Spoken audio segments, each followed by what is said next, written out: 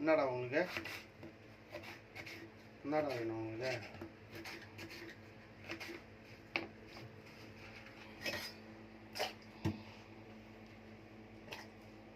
கத்திரிக்காய் தண்ணியில் போகிற மாதிரி வச்சு என்ன காட்டக்கூடாது.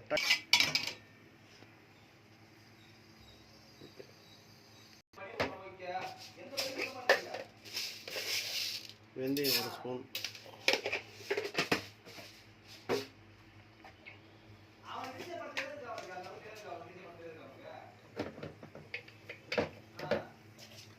சீரகம் 1/2 ஸ்பூன்,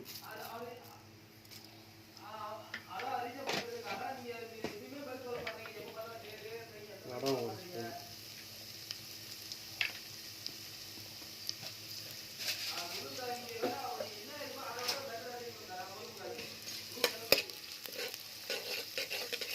வதக்கிட்டு அது வந்து ஒரு வாசனை வரும். அந்த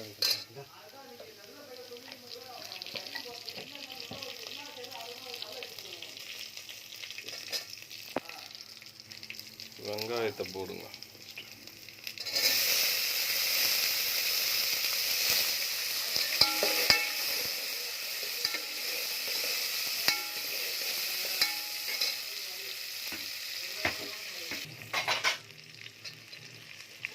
வெங்காயத்தை நல்லா வதக்கணும்.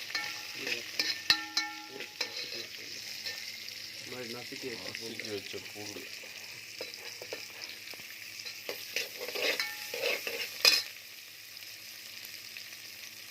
கூடவே தக்காளி போட்டுக்கலாம்.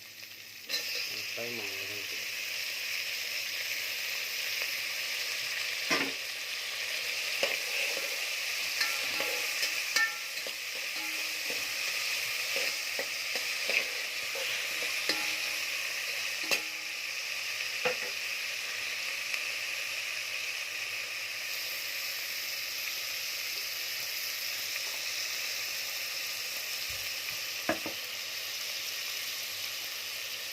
தண்ணி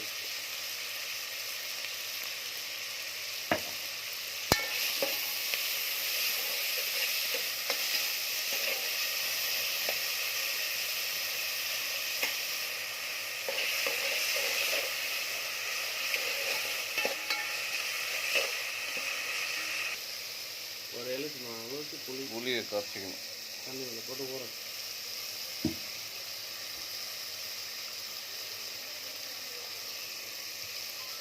கத்திரிக்காய் போட்டுருவோம். வதங்கிச்சு.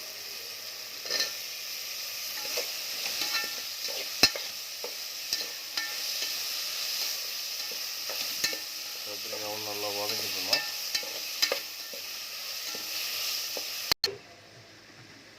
கத்திரிக்காய் வதங்கிடுச்சு. மிளகாத்தூள் போட்டுக்கிறேன். குழம்பு தூள் போட்டுக்கிறோம். தேவையான அளவுக்கு நீங்கள் ஒரு 2-3 ஸ்பூன் போட்டுக்கலாம். ஸ்பூனில் இருந்தால் அந்த தண்ணி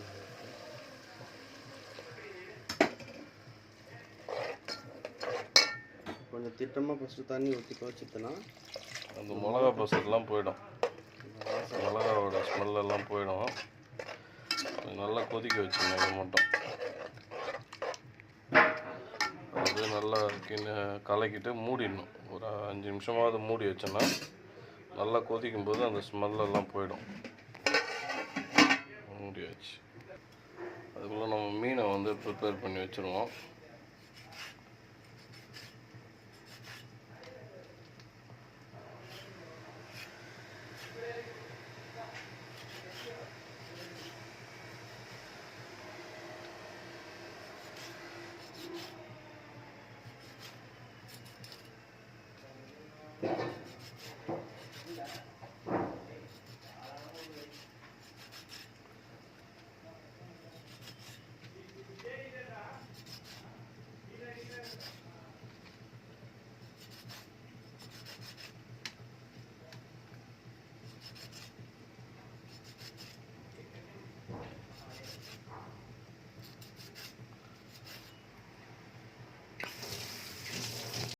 வந்து வறுக்க போகிறோன்றதுனால சால்ட்டு குழம்பு தூள் சேர்த்துக்கணும்.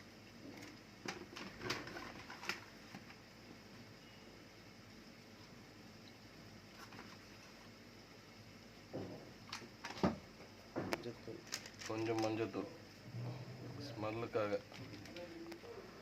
லைட்டாக தண்ணி, ரொம்ப விடக்கூடாது, லைட்டாக விடணும்.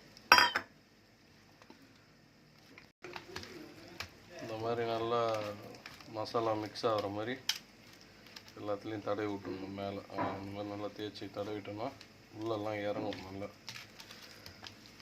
ஒரு 10 நிமிஷம் அப்படியே 5 நிமிஷம் விட்டுணும். கூட ஃப்ரிட்ஜ் இருந்தால் அதில் கூட கொஞ்சம் நேரம் வைக்கலாம். அதுக்குள்ளே குழம்பு, இந்த மூடி வச்ச குழம்பு நல்லா கொதிச்சிட்டு, நல்லாவே கொதிச்சிட்டு, அதனால் பிரச்சனை இல்லை. மிளகா பிடிச்சி போயிருக்கும். இப்போ புளி தண்ணி ஊற்றணும். தண்ணி ஆட் பண்ணி சிம்மில் வச்சிடும். தண்ணி ஊற்றிக்கலாம். தண்ணி கொஞ்சம் ஆட் பண்ணுங்க.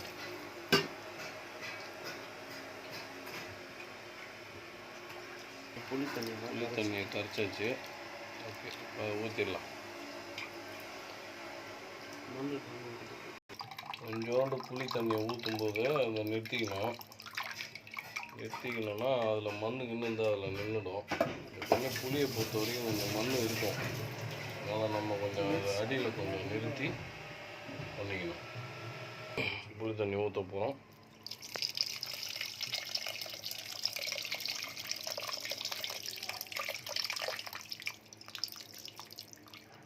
இதில் மாங்காய் இருந்தால் போடலாம். நாங்கள் கடைக்கு போய் வாங்கினோம். அதெல்லாம் இப்போ எங்கிட்ட போயிட்டு வரதுக்கு டைம் இல்லை. அதனால் அப்படியே செய்கிறோம். உங்ககிட்ட மாங்காய் இருந்தால் ஒன்று மாங்காய் போட்டுக்கலாம். இந்த டைமுக்கு மூடி வச்சோம். நல்லா கலக்கிட்டு மறுபடியும் மூடி வச்சிடணும். உப்பு காரம் கரெக்டாக இருக்கான்னு செக் பண்ணிக்கணும். காரமும் உப்பும் உங்களுக்கு கம்மியாக இருக்கிற மாதிரி தெரிஞ்சுன்னா கொஞ்சம் போட்டுக்கலாம். நல்லா கலக்கிட்டு மறுபடியும் மூடி வச்சிடுறோம். இன்னும் ஒரு 5 நிமிஷம் மூடிட்டு ஒரு 5 நிமிஷம் கழிச்சு அதில் ஒரு புகை வரும் லைட்டாக சைடில். அப்போ திறந்து மீனை போட்டு இறக்கிட்டா மீன் குழம்பு ரெடி. அது வரைக்கும் சும்மா இல்லாமல் நம்ம மீனை வறுக்கணும். மீன் ரெடி ஆகிட்டுருக்கோம். 5 நிமிஷம் ஆகிடுது. கல்லை போட்டு சூடானோடனே எண்ணெயை ஊற்றி வச்சு ஓகே மீனை வச்சாச்சு. மசாலா தடவின மீனை அதில் அப்படியே வச்சிட வேண்டியதுதான்.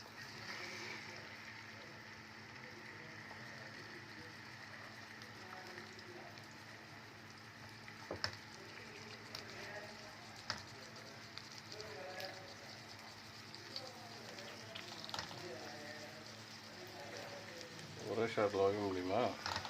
வச்சிட வேண்டியது. இன்னும் 2 பீஸ் தான் இருக்குது.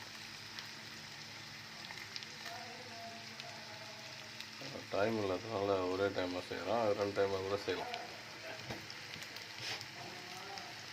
எல்லாத்தையும் ஒரே கல்லில் வச்சிருச்சு. அதில் எக்ஸ்ட்ரா இருக்கிற மசாலாவை வச்சு மீன் நல்லா தடவி விட்டுருவோம். மீனை திருப்பி போட்டுருவோம்.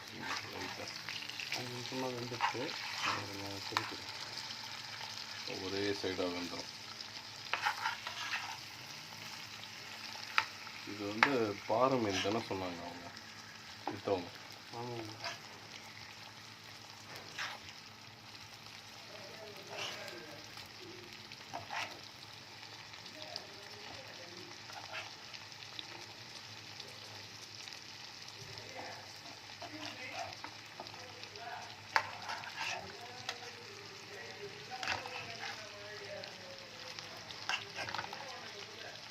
வேகட்டும் விடு.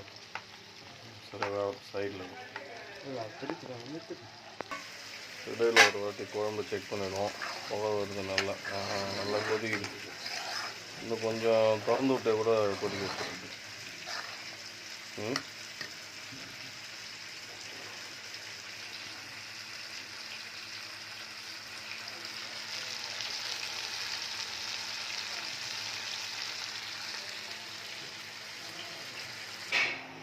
குழம்பு நல்லா கொதிச்சுட்டு நம்ம எடுத்து வச்சுக்கிற மீனை போட்டுடலாம். மீனை போட்டு ஒரு கிண்ணி வந்துட்டு மூடிடலாம். அடுப்பை வந்து சிம்மில் வச்சிடணும். வச்சிங்கன்னா உனக்கு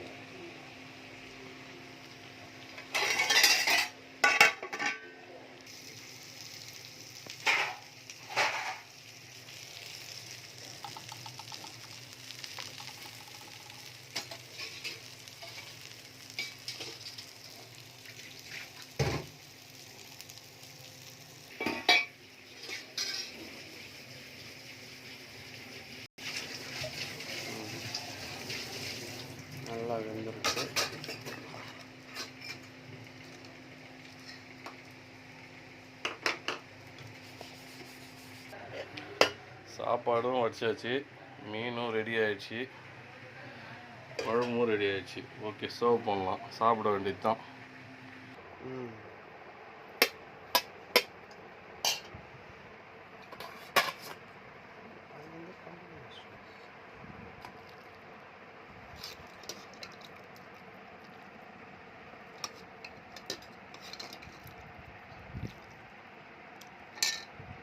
மாங்காய் இல்லையா?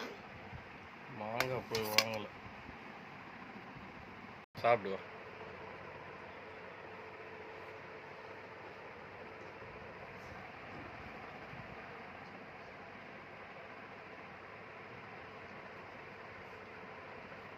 கரெக்டாக 38 செகண்ட் அப்புறம் தான்